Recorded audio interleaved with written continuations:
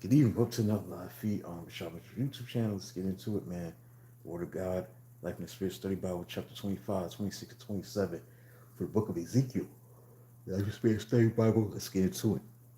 Chapter 25, verses 2 and 3. And it reads, Son of man, set your face against the Ammonites and prophesy against them. Say to them, hear the word of the sovereign Lord. This is what the sovereign Lord says. Because you said, aha, over my sanctuary when it was desecrated, and over the land of Israel when it was laid waste, and over the people of Judah when they went into exile. Ammonites. The Ammonites were a people living east of Israel, whom God chastised for taking great delight in Jerusalem fall and the temple's devastation. Verse 4 says, Therefore I am going to give you to the people of the east as a possession. They will set up their camps and pitch their tents among you. They will eat your fruit and drink your milk. People of the east, that means these people are not most likely the Babylonian army.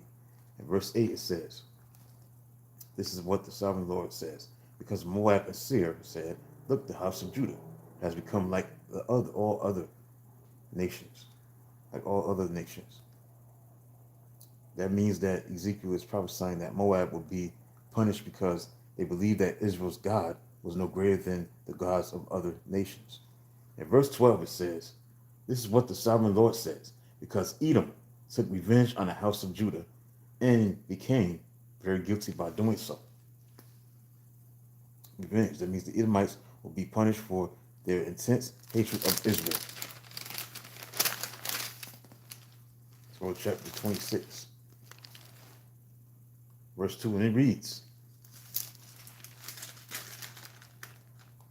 Son of man, because Tyre has said of Jerusalem and Haha, the gate to the nations is broken, it is no good.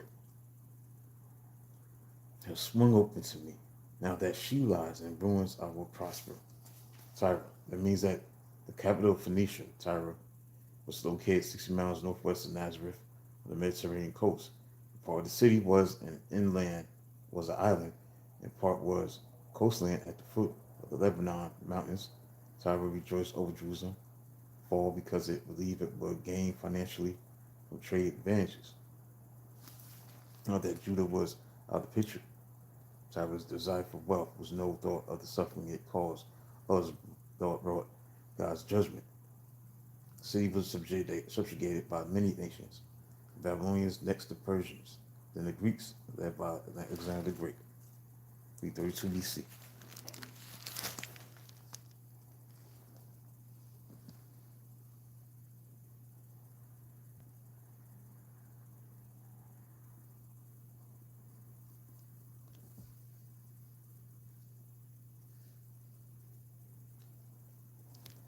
Let's go to chapter 27.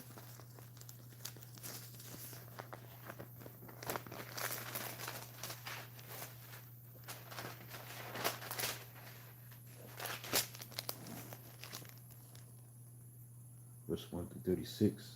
I can read all the chapter, the whole chapter, but this chapter is definitely basically talking about the lament concerning Tyre. That means that Tyre had a great fleet of merchant ships. This chapter is picturing her as a great and beautiful ship bringing merchandise and treasures to many nations, yet God in his judgment will break the ship to pieces. Many would lament its destruction. Compare this chapter with Revelation chapter 18, where God destroys the world's commercial center. That's it, being chapter 28, 29, 30 on Thursday. It'd be a little late. Let's see what happens maybe after 7 o'clock.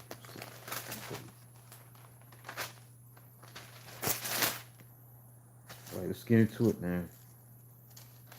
March Madness book. March Madness. 1943, Wyoming. The team that won that championship in 1943. It's going to be a long, drag-out, book, even though it's March. And right now we're in that tournament time, men's and women's. But this is about the men's. This book right here, chronicling what took place. It's not going all the way to 2024. I think the last year was 2012. So let's get into it, man. 1943. It was a tournament that appeared unusually weak. We had 5 of the top 6 teams in the country that didn't play, including the Whiz Kids of Illinois. So who had capped off their 17-1 season days earlier with a 92-25 victory over Big Ten rival Chicago. Fourth-ranked St. John's opted for the NIT, while 18-2 Notre Dame had played in neither because of the school's ban on postseason play. But even if they had all played, however, the tie would have likely gone to the same team, which finished with 14 or more wins than the Illini. So perhaps the selection committee got it right after all. Four of the first 6 games were decided by 4 points or less, including Texas's 59-55 victory over Washington, in which John Hargis scored more than half of the Longhorns' points. Now, before Wyoming coach Eve Shelton, could even contemplate a national championship, in his first task was to make sure that the freshman Kenny Sailors went up for the basketball team. When word reached Shelton that the undersized Sailors was considering going out for the football team, the coach quickly put an end to that endeavor. If you're dumb enough to go out for football weighing 138 pounds, to try to play left end at the college level, you just don't come out for basketball. You won't be worth a nickel to me after the first game. Usually, 138-pound athletes don't fare much better in basketball than they would in football. But Sales was far from the average player. While growing up in a town of just 30 people, Sales had learned the game from his brother, who was not only older but 7 inches taller. God, kick out slamming that ball down my face every time I try to shoot it. He kidded me a little. You better pick another sport, Kenny. He said, you're just not tall enough. You're not big enough yet. But in order to counter the obvious size advantage, Sales would invent something nobody had ever seen before, was a jump shot.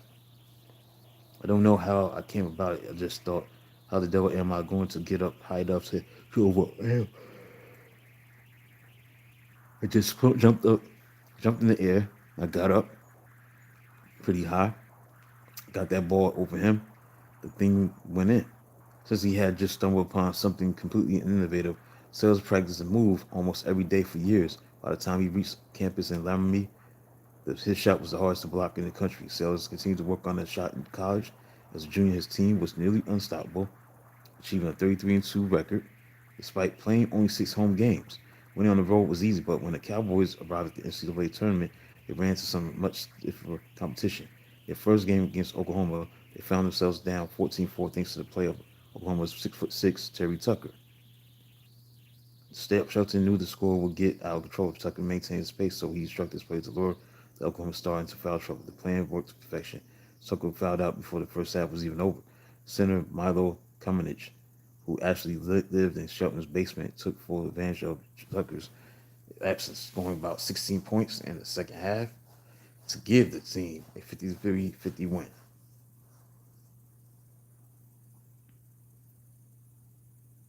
Next, we got the second round. The second round matchup wasn't any easier. Excuse me. The second round matchup wasn't any easier because as the Texas Longhorns grabbed a 26-13 lead at the start of the game and still led 33-27 when Shelton gave one of the most unconventional halftime speeches in tournament history of the horn sound to end the first half. The players gathered in the locker room.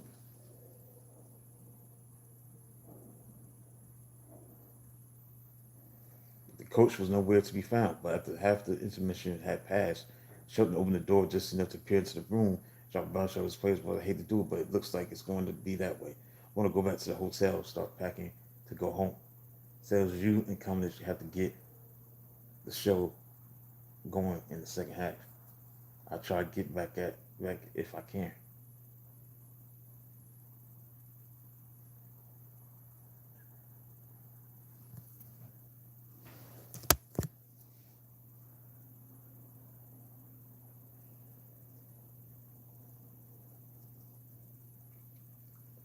As the Cowboys attempt to make the comeback, Shelton was indeed missing from the bench. Psychological ploy turned out to be as effective as it was unusual. The Cowboys slowly began to turn the tide. The bases hit half. Walker gave Wyoming its first lead at 37-36. Jack flipped 0 and Buck overall counted to put Texas back in front 39-37, but Jim Weir had a hook shot to tie the game. The score was still tied with Sailors and teammate Jimmy Collins hit 2 quick baskets, finally giving the team some breathing room. And true to his word, Shelton and Rod back on the bench, just in time to watch his team pull out a 58-54 victory. Now, his players were just one win away from the national championship. Standing in their way was Georgetown, which featured one of the most formidable offenses in the country that always had it held even with Wyoming. And the only difference in the first half was a sailor's basket in the closing moments to give Wyoming a 18-16 lead. Georgetown's offense, which had lit up one opponent for 105 points early in the year, woke up after halftime. They grabbed the 28-24 lead midway through the second half, pushing the lead to 31-26 with 6:30 remaining. Cowboys came back to tie the game at 31, leaving just 4:30 to decide the title.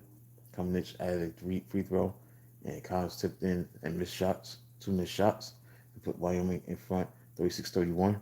Georgetown made one last push, cut the lead to 37-34, but a slew of big plays by Sailors gave the Wyoming 46-34 win for the national championship.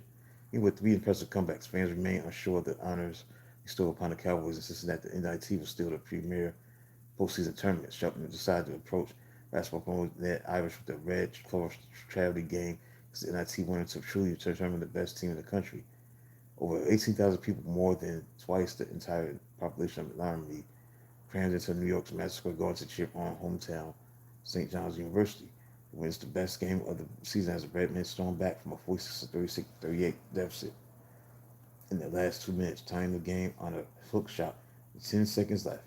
The Sailors came back to score at the buzzer, only to have it called off because he released the ball after the clock struck zero. St. John's carried all the momentum heading into overtime, but Wyoming guard Jim Weir converted the three consecutive baskets to put the game out of reach. This time for good. The Cowboys had convinced the nation not only were they the best team in America, the NCAA tournament was a premier basketball tournament. 7 decades later, the tournament's magic and prestige remain undeniable. All right, so I'll be in next chapter will be 1944, the Utah Utes. All right, so that's it for tonight. Thanks for those who tuned in.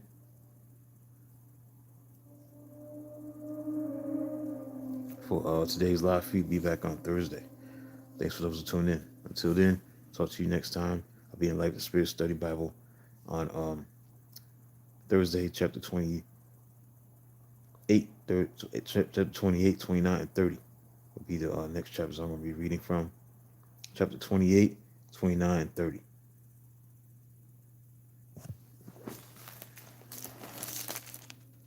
No, 1944, Utah Utes. That'll be in the next time I'll be in this book about March Madness.